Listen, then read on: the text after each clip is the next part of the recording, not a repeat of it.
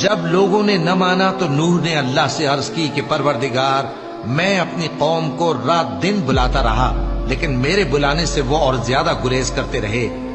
جب میں نے ان کو بلایا کہ توبہ کریں اور تو ان کو معاف فرمائے، تو انہوں نے اپنے کانوں میں انگلیاں دے لی اور اپنے اوپر کپڑے اوڑھ لیے اور اڑ گئے اور خوب تکبر کرنے لگے۔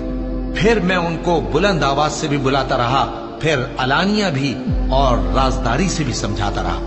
پھر میں نے کہا کہ اپنے پروردگار سے معافی مانگو کہ وہ بڑا معاف کرنے والا ہے۔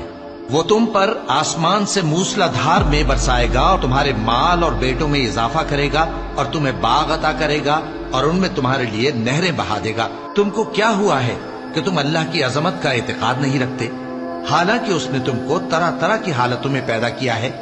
کیا تم نے نہیں دیکھا کہ اللہ نے 7 آسمان کیسے اوپر تلے بنائے ہیں اور چاند کو ان میں روشن بنایا ہے اور سورج کو چراغ بنا دیا ہے؟